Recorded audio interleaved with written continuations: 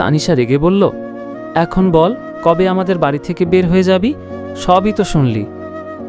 চিন্তা করিস না, কলেজ থেকে টিসি নিয়ে তারপর এখান থেকে সারা জীবনের জন্য চলে যাব।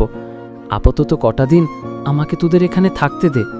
অনেক তো করুণা করেছিস, এবার নই এটাই শেষবারের মতো। এই কথা বলা মাত্রই তানিশা আমার রুম থেকে রাগে হন হন করে চলে গেল।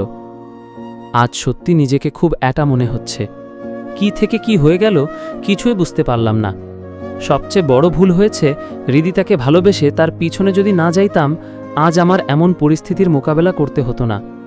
হৃদিতাকে যতটা ভালোবাসতাম, এখন থেকে তার দ্বিগুণ ঘৃণা করব। উপরের দিকে হৃদিতার মা, হৃদিতা মামুনি, খেতে আয়। সে কখন থেকে কি ভাবছিস বলতো? হৃদিতার মা, মা কিছু ভালো লাগছে না, যাও তো। কি হয়েছে সেটা বলবি তো? হৃদিতা পানো কিছু না বলেই কান্না করে তার মাকে জড়িয়ে ধরে বলল, মা এখন জানি নিজেকে অপরাধী বোধ কাজ করছে, কিছুই ভালো লাগছে না। হৃদিতা পান্না। হৃদিতার মা বলল, ও এই ব্যাপার, তাহলে তোর বাবার কাছে নালিশ করলি কেন? হৃদিতা কান্না করে বলল, আমি কি জানতাম বাবা জাবেদ আঙ্কেলকে দিয়ে এইভাবে ওকে মার খাওয়াবে।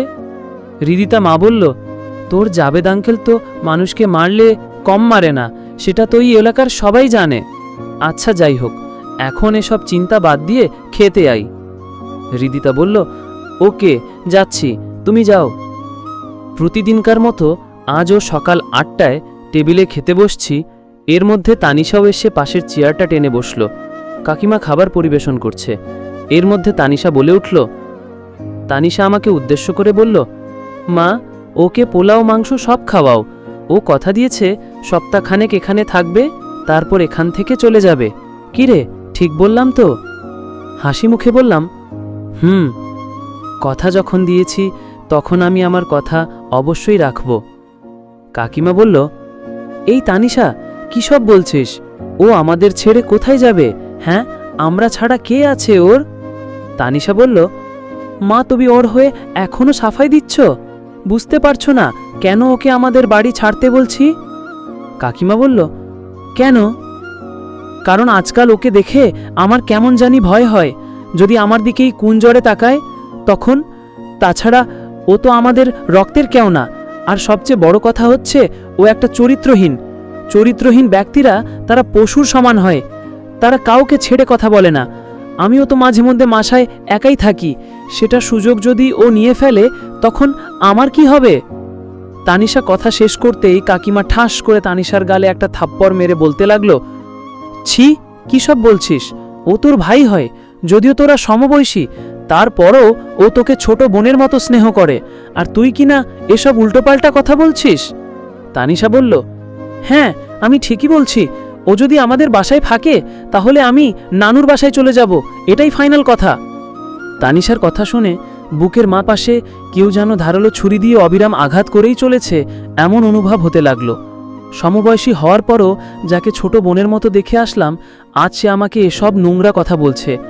নিজেকে আর সামলাতে পারলাম না, কান্না করেই তানিশার উদ্দেশ্য বলে উঠলাম, ছোট থেকেই জেনে আসছি তোর বাবা মা আমার আপন কাকা কাকিমা, সেই সঙ্গে তোকেও আমার নিজের বোন ভেবেছিলাম। একটা দুর্ঘটনার কারণে নিজের আসল পরিচয়টা বুঝতে পারলাম। কিন্তু তুই আজ যে কথাগুলো বললি, এই কথা বলার আগে যদি এক গ্লাস পানির সঙ্গে বিষ মিশিয়ে এনে বলতি, তাহলে আমি নিঃসন্দেহে সেটা খেয়ে ফেতাম। সেটাতে আমার বিন্দুমাত্র কষ্ট হতো না। কিন্তু আজ যেটা বললি সেটা আমি কোনোদিন ভুলব না। আর হ্যাঁ, যদি কোনো কালে কোনো জায়গায় দেখা হয় তবে আমার সঙ্গে কথা বলতে আসিস না। 2 দিন সময় দে, কলেজ থেকে টিসি নিয়ে একবারে চলে যাব। এই বলে খাবার খাওয়া বাদ দিয়ে রুমে চলে আসলাম আর ভাবতে লাগলাম, না এখানে আর থাকা আমার পক্ষে সম্ভব না। তাছাড়া তানিশার বাবা মা আমাকে যতটুকু আদর যত্নে বড় করেছে এতেই অনেক। তাদের ঋণ আমি কোনোদিন শোধ করতে পারবো না। আমি বরং অন্য কোথাও চলে যাব, এই শহর ছেড়ে অন্য কোনো শহরে চলে যাব। তার আগে আমাকে থেকে টিসিটা যেভাবেই হোক স্যারকে রিকোয়েস্ট করে হাতে নিতেই হবে।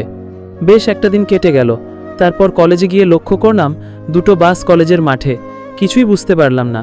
তারপর ক্লাসে বসতেই লক্ষ্য করলাম তানিশা আর হৃদিতা অনেক হাসাহাসি করছে, কিন্তু আমাকে দেখেই চুপ হয়ে গেল। বেশ, তারপর ক্লাসে স্যার এসে বলতে লাগলো, স্যার বলল, তোমার জন্য কিন্তু একটা সারপ্রাইজ আছে। কি সারপ্রাইজ স্যার?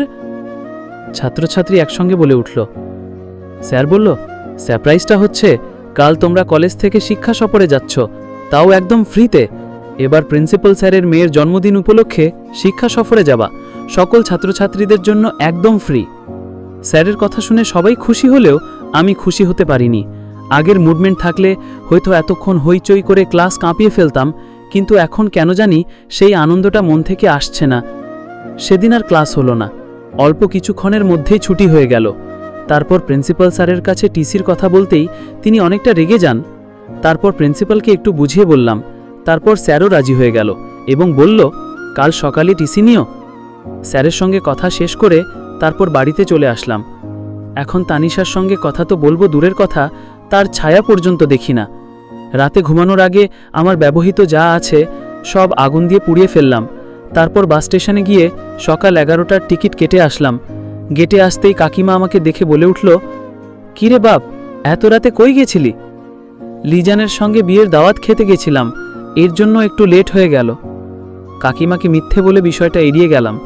কাকিমা টাকা পকেটে গুজে দিয়ে বলল, এই 2000 টাকা রাখ, কাল আবার তোদের কলেজ থেকে নাকি শিক্ষা সফরে যেতে হবে, তানিশাও টাকা নিয়েছে, এখন তোরটা নিয়ে।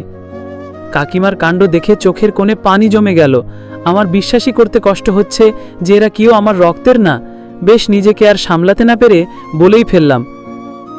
আমি বললাম, তোমরা আমার সত্যিকারের বাবা মা কেন হলে না বলো তো? কাকিমা বলল, পাগল ছেলে, তুই আমার পেটের সন্তান না হলে কি হবে? তানিশাকে যেভাবে আদর যত্নে মানুষ করেছি, তোকেও সেভাবে মানুষ করেছি। শুধু সন্তান জন্ম দিলেই মা হওয়া যায়, এমনি হওয়া যায় না। আমি বললাম, হ্যাঁ তাই তো, তুমি আমার কাকিমা না, শুধু মা। হ্যাঁ, এবার ঠিক আছে, যা ফ্রেশ হয়ে খাবার খেয়ে ঘুমিয়ে পড় গিয়ে। কাকিমা এই বলে চলে গেল। কাল সকালে স্যারের কাছ থেকে টিসি নিয়ে এই সব মায়া আমাকে ত্যাগ করে এই শহর ছেড়ে চলে যেতে হবে। ভাবতেই কেমন জানি বুকের বাঁ পাশে ধুমড়ে মুচড়ে উঠছে। কাল সকালে স্যারের কাছ থেকে টিসি নিয়ে এইসব মায়া আমাকে ত্যাগ করে এই শহর ছেড়ে চলে যেতে হবে। ভাবতেই কেমন জানি বুকের বাঁ পাশে ধুমড়ে মুচড়ে উঠছে। রাতে ঘুমানোর আগে দেয়ালে লক্ষ্য করলাম আমার কয়েকটা ছবি দেয়ালে লাগানো আছে। যখন আমি এখানে থাকবো না, তখন আমার ছবি কেন এই দেয়ালে আটকে থাকবে? ব্যাস, ছবিগুলো দেয়াল থেকে সরিয়ে আগুন দিয়ে সেটাও পুড়িয়ে ফেললাম। এভাবে সব মেমোরিজগুলোকে শেষ করে ফেললাম। এখন কেউ রুমে আসলে বুঝতেই পারবে না কেউ এখানে ছিল কি না, তারা সেটা ধরতেই পারবে না। রাতটা নির্ঘুমে কেটে গেল। সকালে উঠে ছাদে গিয়ে কিছুক্ষণ ভাবলাম, কোথায় যাব, কার কাছে যাব? তেমন তো যাওয়ার কোনো মাধ্যমই পাচ্ছি না। আত্মীয় স্বজন বলতেও কেউ নেই, তাহলে যাবটা কোথায় ভাবতেই রাকিবের কথা মনে পড়ে গেল। সে হয়তো আমাকে কোনো একটা উপায় বের করে দিতে পারবে। এসব ভাবতেই দেখলাম তানিশা হাতে ব্রাশ নিয়ে আমার সামনে মাথা নিচু করে দাঁড়িয়ে আছে। হয়তো কিছু বলতে চাচ্ছে, কিন্তু কোনো এক সংকোচ বোধের জন্য কিছু বলতে পারছে না। এখন তানিশার সামনে দাঁড়িয়ে থাকতেও লজ্জা করছে। যাকে আপন বোন ভাবতাম, সে আমাকে চরিত্রহীন বলে অপবাদ দিল। তার সামনে কিভাবে থাকা যায়? বেঁচে থাকলে তো ওর সঙ্গে কথাই বলবো না। ওর বলা কথাটা আমার মরণের আগ পর্যন্ত মনে রাখবো। এসব ভেবে কোনো কথা না বলে তানিশাকে ছাদে একা থাকতে দিয়ে চলে আসলাম। ফ্রেশ হয়ে খাবার খেয়ে স্কুল কলেজ লাইফের কাগজপত্র সব ফাইলে ভরে নিলাম। তারপর ব্যাগে 2টা শার্ট 2টা গেঞ্জি ভরে নিলাম। এখন কলেজে গিয়ে প্রিন্সিপাল স্যারের কাছ থেকে টিসিটা নিয়ে এই শহরের সব মায়া ছেড়ে যাব। তারপর রুম থেকে বের হতেই কাকিমা আমাকে দেখে বলে উঠল। কাকিমা বলল, কিরে বাপ, কলেজে এখনো যাসনি? আমি বললাম, হ্যাঁ যাচ্ছি। কাকিমা কিছু সন্দেহ করে বলে উঠল, তাহলে ব্যাগ নিয়েছিস কেন? তানিশা তো ব্যাগ ছাড়ে কলেজে চলে গেল। কাকিমাকে এমনি একটা মিথ্যা কথা বলে চলে গেলাম। না, তেমন কিছু না কাকিমা, ব্যাগে আমার নতুন টি শার্ট আছে, সেটা ওখানে লাগবে তো, এর জন্য নিয়ে যাচ্ছি। তারপর কলেজে আসতেই লক্ষ্য করলাম ক্লাসমেটরা সবাই আনন্দ উল্লাসে মেতে আছে। লিজান আমাকে দেখেই বলে উঠল। লিজান বলল, কিরে বন্ধু, কই থাকিস? কাল রাত থেকে তোকে ফোন দিয়ে যাচ্ছি, আর তুই ফোন ধরছিলি না কেন? আমি বললাম, মুভমেন্ট ভালো নেই রে। আচ্ছা বাদ দে এসব কথা, তোরা তাহলে যা, আমার একটু প্রিন্সিপাল স্যারের সঙ্গে দেখা করতে হবে। লিজান বলল, কি বলছিস এসব? আমরা যাব মানে? তুই যাবি না আমাদের সঙ্গে? না রে, মন ভালো নেই, তোরাই যা। ব্যাস, তারপর প্রিন্সিপাল স্যারের কাছ থেকে টিসি নিয়ে বাইরে বের হতেই হৃদিতার সঙ্গে দেখা হয়ে গেল। হৃদিতা আমার দিকে আর চোখে কিছুক্ষণ দেখলো, ভাবছে আমিও তাদের সঙ্গে যাব। ব্যাস তার দিকে লক্ষ্য না করে কলেজ গেটে পা রাখতেই তানিশা পিছন দিক থেকে আমাকে উদ্দেশ্য করে বলে উঠল,